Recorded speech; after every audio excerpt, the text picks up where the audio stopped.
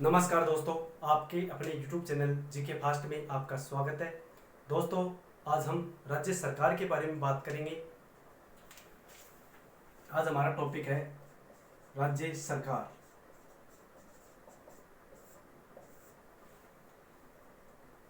राज्य सरकार में जो सरकार होती है उसके 3 अंग होते हैं।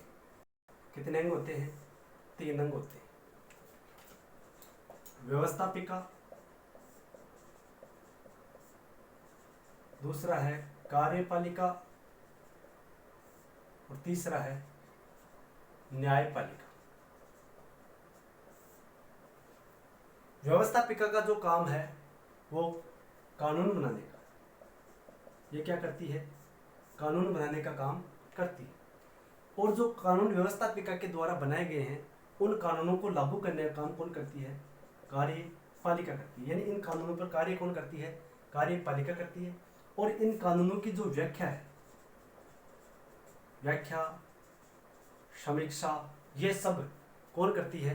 न्यायपालिका करती है। राज्य सरकार का उल्लेख हमारे संविधान के भाग 6 में किया गया है और इसका उल्लेख 152 से 237 तक, 152 से 237 अनुच्छेदों तक राज्य सरकार का उल्लेख किया गया। अनुच्छेद 152 से अनुच्छेद 237 तक राज्य सरकार का उल्लेख है। और कौन से भाग में? भाग 6 में। केंद्र सरकार का उल्लेख भाग 5 में। व्यवस्थापिका जो होती है, इस व्यवस्थापिका को देश में संसद कहते हैं, विधायिका कहते हैं। राज्य में जो कार्यपालिका है इसका उल्लेख अनुच्छेद 152 से 167 तक, अनुच्छेद 152 से 167 तक कार्यपालिका का उल्लेख है। और 168 से 213 तक, अनुच्छेद 168 से 213 तक व्यवस्थापिका का उल्लेख है।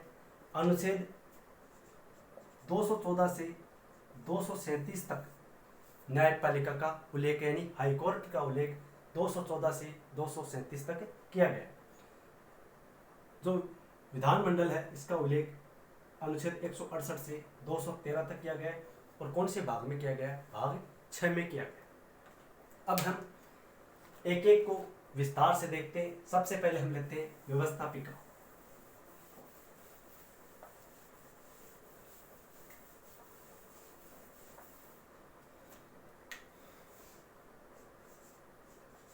व्यवस्थापिका, इस व्यवस्थापिका को राज्य में विधानमंडल के नाम से जानते हैं। किस नाम से जानते हैं? विधान मंडल के नाम से जानते हैं। मंडल का शाब्दिक अर्थ होता है समूह, यानी विधायकों का समूह क्या कहलाता है? विधान मंडल कहलाता है। अब जिस तरह से देश में संसद होती है, क्या होती है? संसद होती है, उसी प्रकार राज्य में क्या होता है? विधान मंडल होता है। जो काम देश में संसद करती है वही काम राज्य में कौन करता है? विधान मंडल करता है। संसद के 2 सदन होते हैं। कितने सदन होते हैं? 2 सदन होते हैं। एक सदन होता है लोकसभा और दूसरा होता है राज्यसभा। उसी प्रकार विधानमंडल के भी 2 सदन होते हैं। एक होता है विधानसभा और एक होता है विधान परिषद।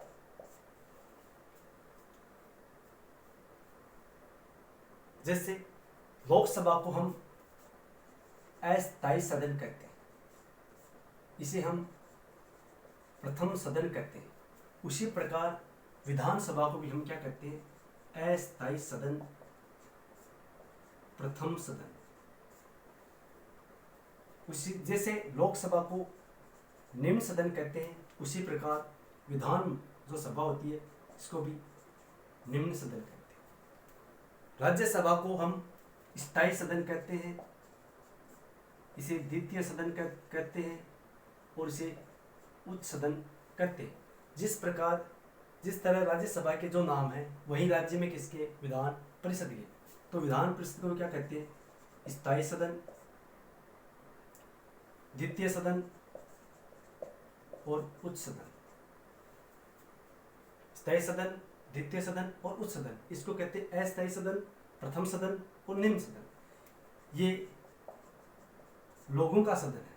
जिस तरह से लोकसभा लोगों का सदन, लोगों का सदन, उसी प्रकार विधानसभा भी राज्य में किसका सदन है?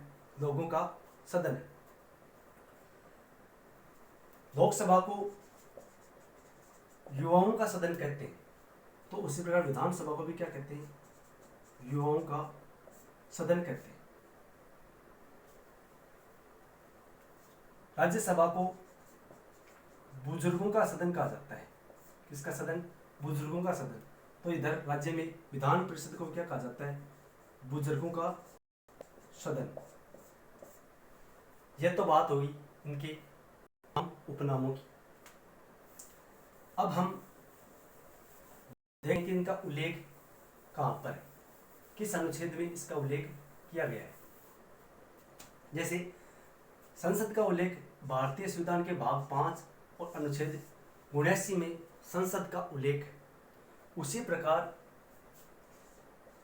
विधानमंडल का उल्लेख भाग 6 और अनुच्छेद 168 में विधान मंडल का उल्लेख है। 79 में संसद का उल्लेख है, यानी विधायिका का उल्लेख है। लोकसभा का उल्लेख अनुच्छेद 80 में है और राज्यसभा का उल्लेख अनुच्छेद 81 में है।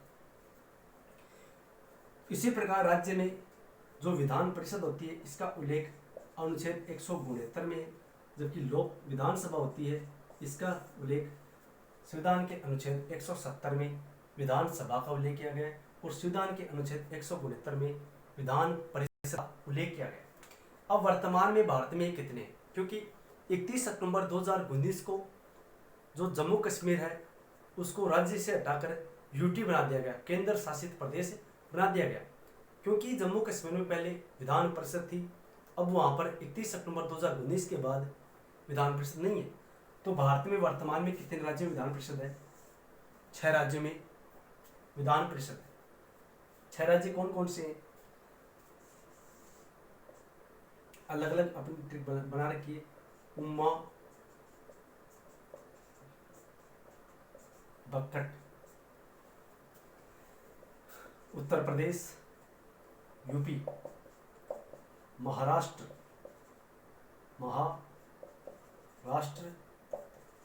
आंध्र प्रदेश, बिहार, कर्नाटक और नवीन राज्य है तेलंगाना।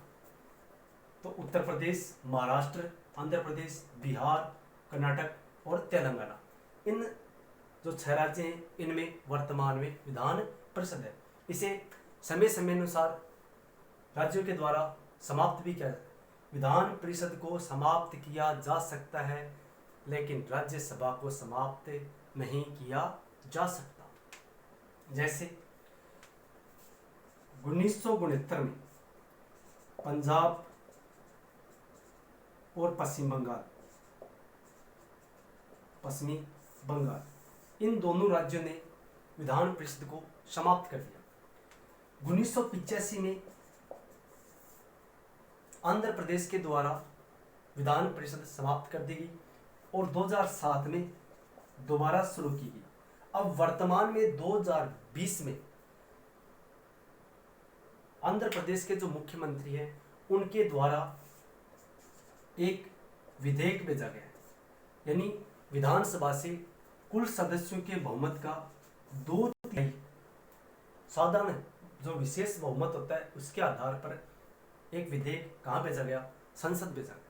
अब विधान परिषद को समाप्त व बनाने का अधिकार, यानी जिस राज्य में कहाँ पर विधानसभा भंग करनी है या समाप्त करनी है, जो विधान परिषद है उसको भंग करना है और कहाँ पर नई विधान परिषद का गठन करना है, ये सब शक्ति किसके पास होती है?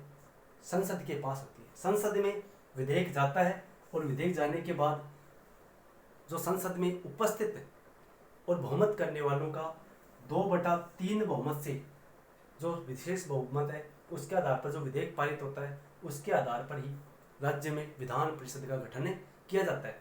राजस्थान में 2012 से विधान परिषद प्रस्तावित है, लेकिन आज तक राजस्थान में विधान परिषद की स्थापना नहीं हो पाई। यह बात हो गई कि देश में कितने विधान परिषद है। अब हम देखते हैं सबसे पहले इनकी योग्यता क्या होती है।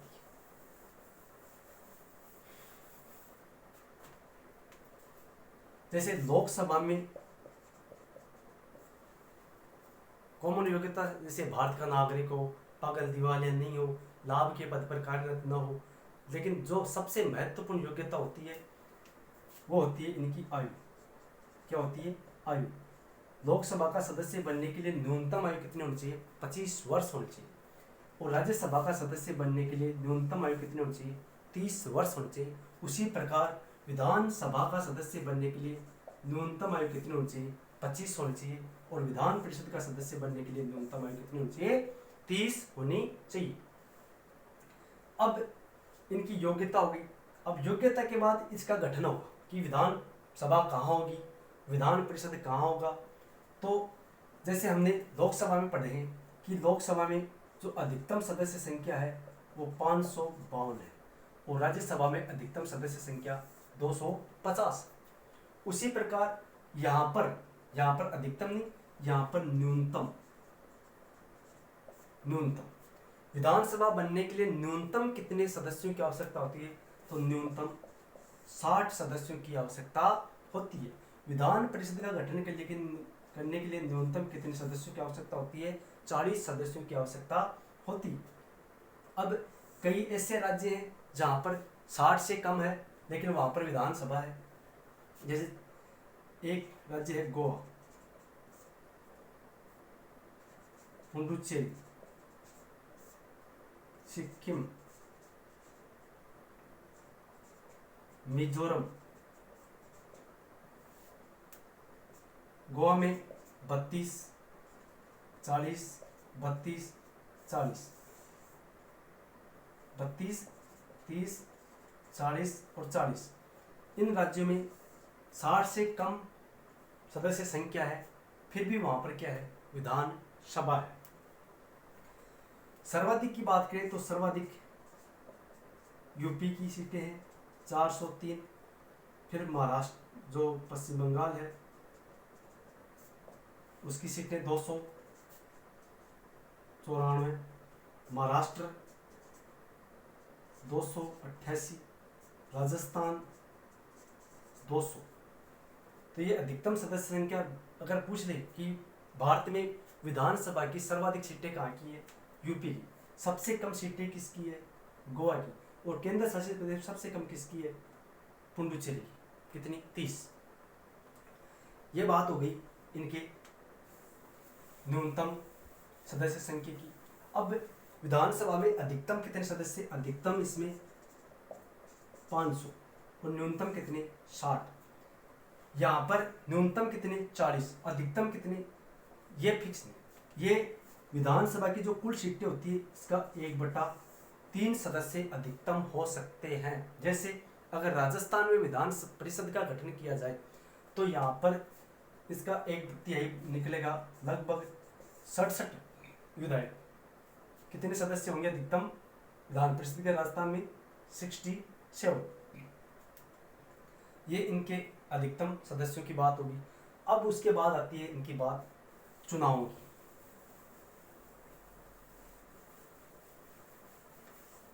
जिस तरह से लोकसभा में जो चुनाव होते हैं वो प्रत्यक्ष रूप से होते हैं।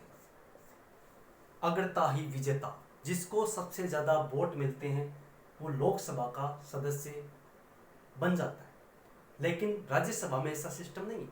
राज्यसभा में एकल संक्रमणीय अनुपातिक प्रतिनिधित्व की अप्रत्यक्ष प्रणाली के द्वारा राज्यसभा सदस्यों का चुनाव किया जाता है। यानी इनका चुनाव कैसे होता है?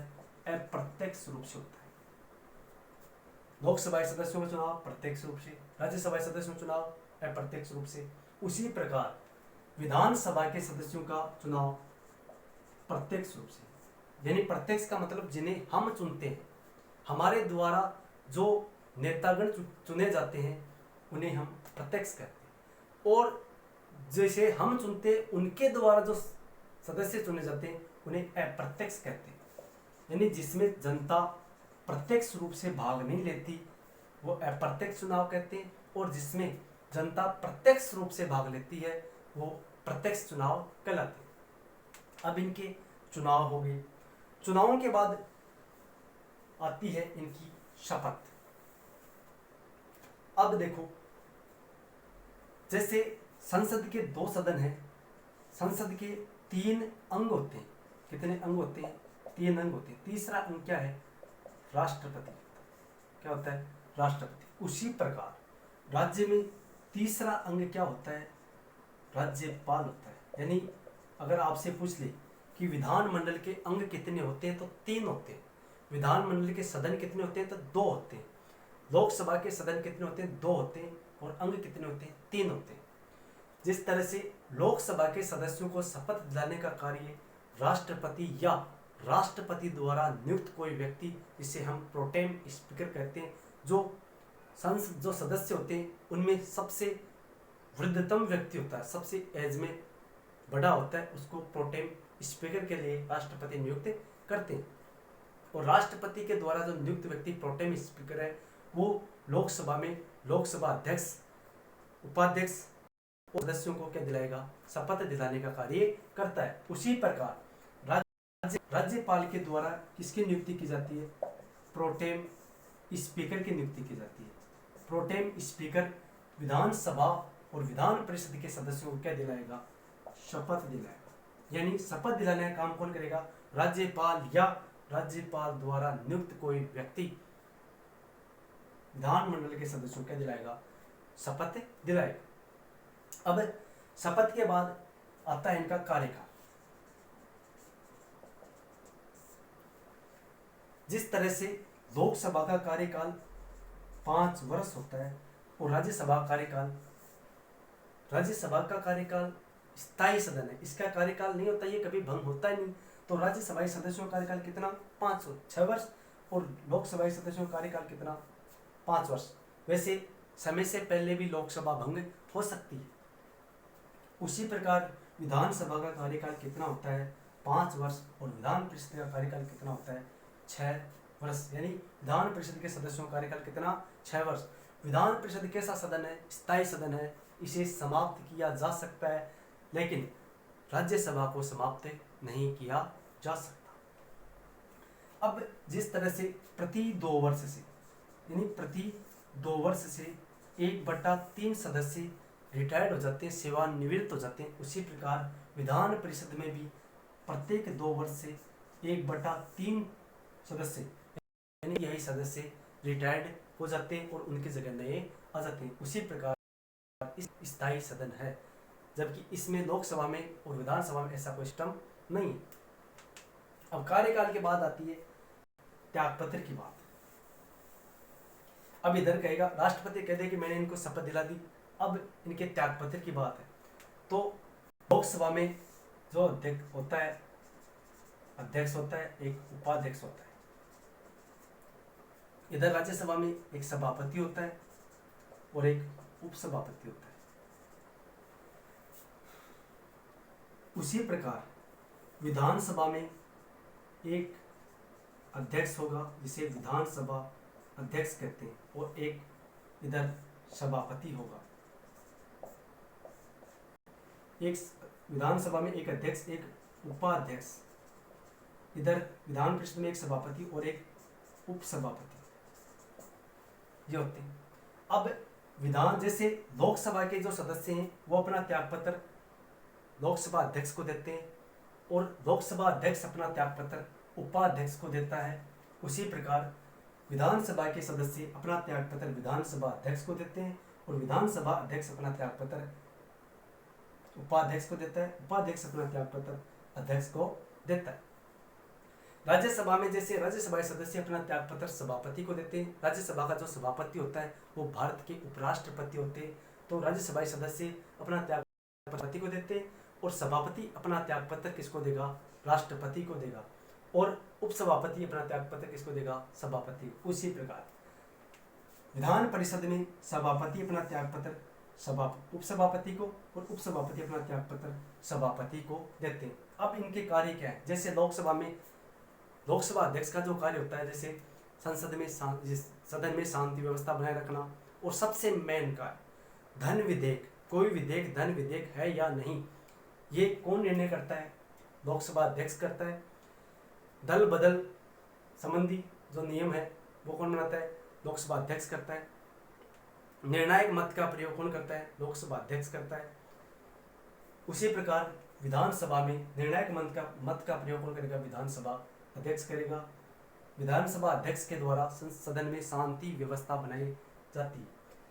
लोकसभा का जो होती है उसमें जो संसद का जो संयुक्त अधिवेशन होता है उसकी अध्यक्षता लोकसभा अध्यक्ष करता है, और संयुक्त अधिवेशन अनुच्छेद 108 के तहत राष्ट्रपति के द्वारा बुलाया जाता है। लेकिन ऐसा सिस्टम यहाँ नहीं है, विधानमंडल में संयुक्त अधिवेशन नहीं बुलाया जाता, ये ध्यान रखने की बात है।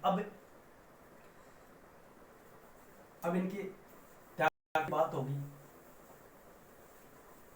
अब देखो, अब इसमें जो सदस्य हैं, जैसे यहाँ पर जो राज्यपाल होता है और यहाँ पर राष्ट्रपति होता है। राष्ट्रपति संसद में यानी लोकसभा और राज्यसभा, लोकसभा में 2 एंग्लो इंडियन सदस्यों का मनोनयन करता है और राज्यसभा में 12 सदस्यों का मनोनयन करता है। जैसे किसी कला, साहित्य, विज्ञान, सहकारिता, इन क्षेत्रों से जो व्यक्ति हैं उनका राष्ट्रपति क्या करेगा? उनको मनोनयन करेगा। जिस तरह से लोकसभा में राष्ट्रपति 2 सदस्यों को मनोनयन करता है, उसी प्रकार राज्यसभा में या इसमें विधानसभा में राज्यपाल के द्वारा 1 सदस्य का मनोनयन किया जाता है। वो भी कैसा? एंग्लो इंडियन उसे कहते हैं जैसे उसका या तो पिता विदेशी हो या उसकी माता विदेशी, एंग्लो इंडियन कहा जाता है। वर्तमान में एंग्लो इंडियन का जो प्रावधान था उसको मोदी सरकार के द्वारा समाप्त किया जा चुका है। अब बात आती है इसमें सदस्य कौन से चुने जाते हैं। जैसे राज्यसभा का तो पता है कि राज्यसभा में विधानसभा से सदस्य चुने जाते हैं। विधानसभा के सदस्य अपने में से व्यक्ति चुनकर कहाँ भेजते हैं? राज्यसभा में भेजते हैं। अब यहाँ पर जो सदस्य कैसे मनोनयन होता है, कैसे चुने जाते हैं? 1/6 सदस्य, 1/3, 1/3, 1/12, 1/12 और 1/6। 1/6 सदस्यों का चुनाव राज्यपाल के द्वारा अनुच्छेद 333 के तहत 1/6 सदस्यों का चुनाव मनोनयन राज्यपाल के द्वारा विधान परिषद में किया जाता है।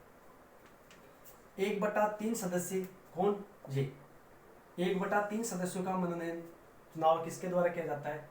विधानसभा सदस्यों के द्वारा किया जाता है। 1/3 सदस्य स्थानीय स्वशासन जैसे नगर पालिका, नगर निगम, इनसे 1/3 सदस्यों का चुनाव किया जाता है। 1/12 सदस्य माध्यमिक, उच्च माध्यमिक जो अध्यापक हैं जिन्हें सेवारत हुए 3 साल हो गए, वो 1/12 सदस्यों का चुनाव करते हैं। और 1/12 जो स्नातक हैं किए हुए, जिन्हें 3 साल स्नातक किए हुए हैं, वो 1/12 सदस्यों का चुनाव करते हैं। फिर बात आती है SC और ST। अनुच्छेद 332 के तहत SC और ST अनुसूचित जाति और जनजाति का उल्लेख, सीटों का उल्लेख किसमें? अनुच्छेद 332 में।